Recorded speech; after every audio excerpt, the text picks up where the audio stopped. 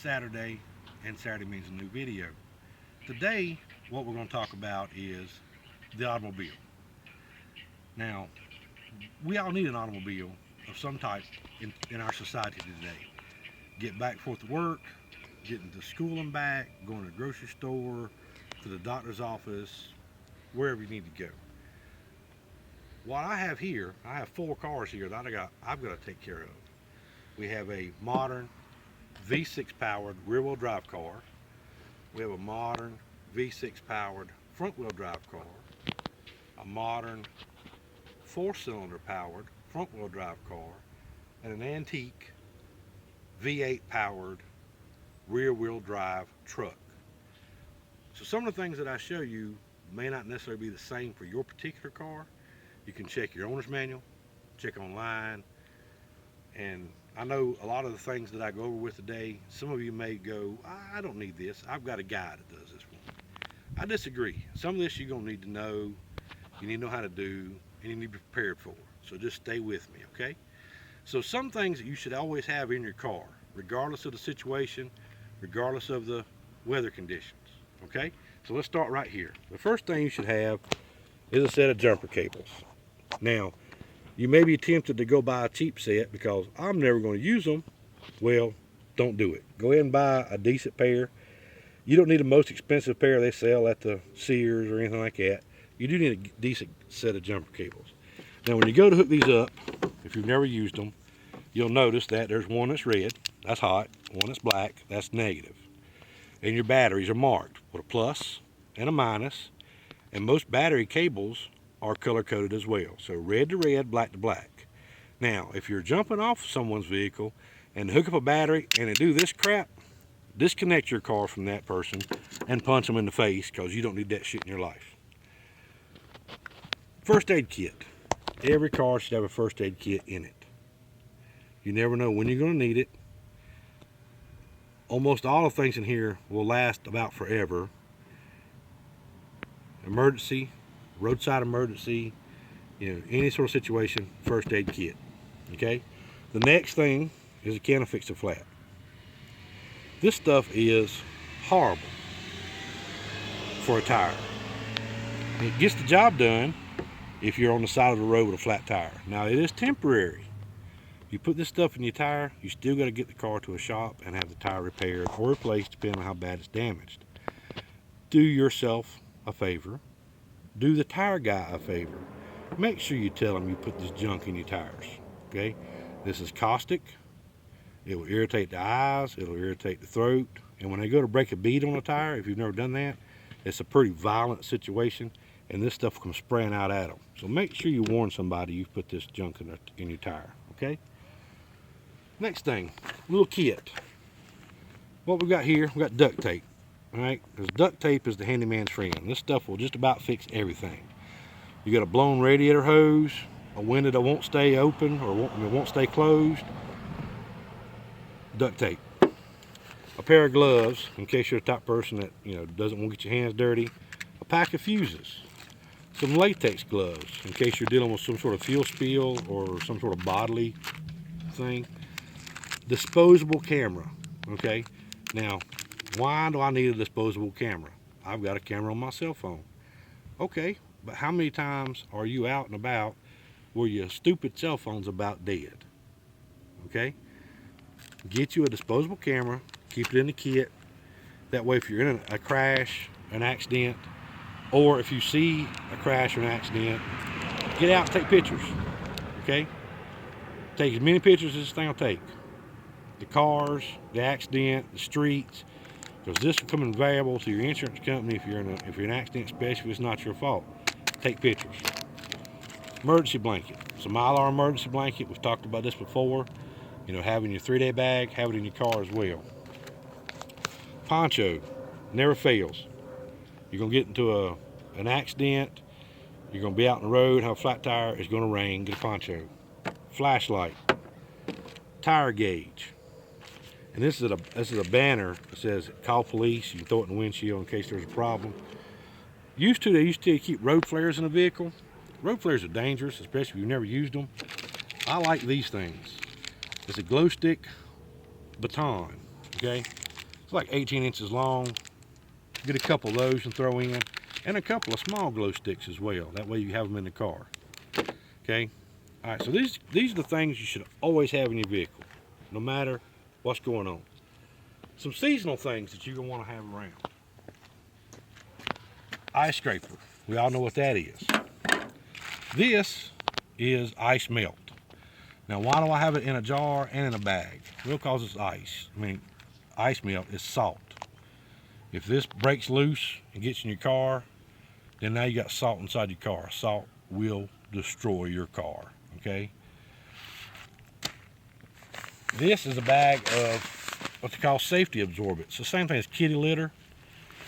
For the winter, these two things, if you're in somewhere, you need some extra traction, getting in and out of your car without slipping and falling and killing yourself, these will come in handy. De-ice your windshield fluid. Most shops, when they refill your windshield fluid, they're just using a basic windshield fluid.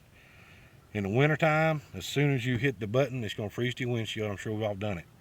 This stuff here will actually melt the ice. You can actually pour it in a squirt bottle and spray it on the windshields, or you can put it in where your windshield washer solvent goes. Okay? All right, so let's step around to the front of the vehicle.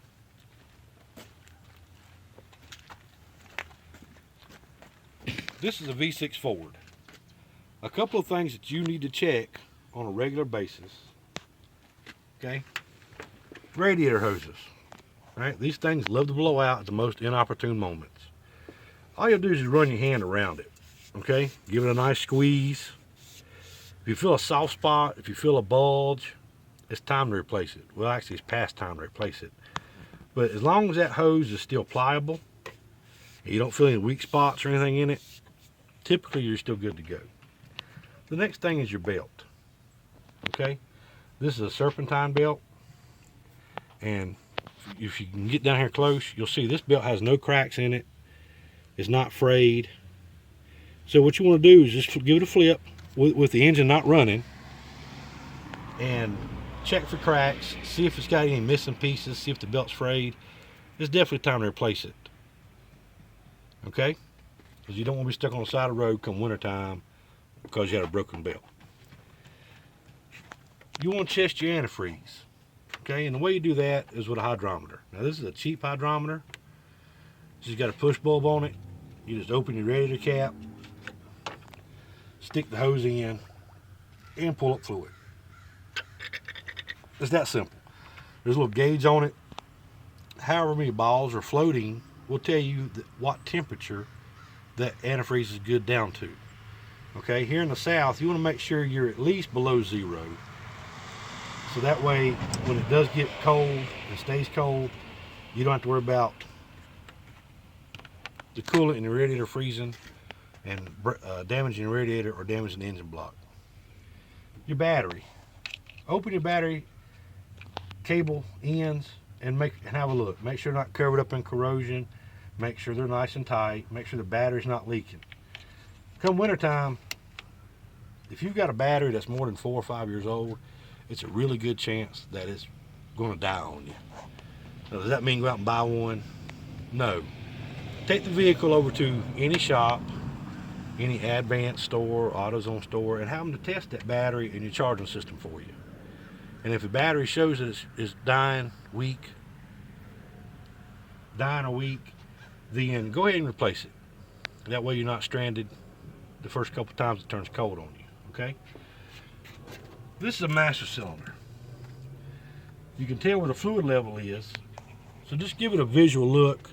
Make sure that this has got fluid in it, okay?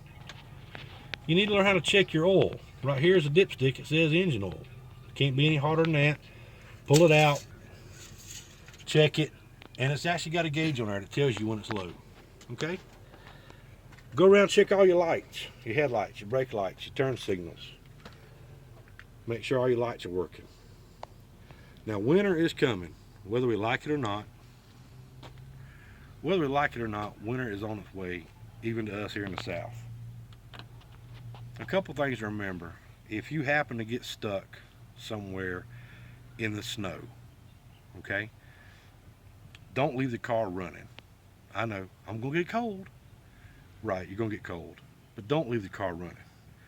Turn on your hazard lights, turn on the interior dome light, set out your glow sticks so people can see you, and run the car for 10 minutes once every hour. Now you'll need to get out of the car and check the exhaust pipe location to make sure it's not being blocked by snow. And leave a window cracked. Okay, why don't you leave a window cracked? It's called carbon monoxide. It will build up in the car and you go to sleep and never wake up. We don't want that to happen. So if you're stuck in the snow, check your tailpipe location, make sure it's not blocked. Run the car one time an hour for 10 minutes at a time with the heater until you're rescued, and that way you'll be safe.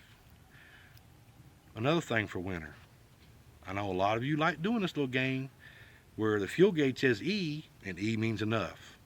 Don't do that anymore. During the winter, you should never have less than half a tank gas in your car. Okay? A couple reasons. One is if you're stuck on the side of the road and your car is on E, you're going to freeze because your car's going to run out of gas. But all modern vehicles have an electronic fuel pump. The fuel pump's in the gas tank. Anything below a quarter tank gas, that fuel pump's heating up and it's cutting the life in half of your fuel pump. But in the wintertime, you're going to go out, you're going to crank the car, let it warm up, you're going to drive wherever you're going, you're going to leave work, you're going to crank the car, let it warm up, and on the far chance that you get stuck somewhere, don't be out there with less than half a tank gas. Do yourself that favor. Okay? So now here it is wintertime. We've winterized our vehicle.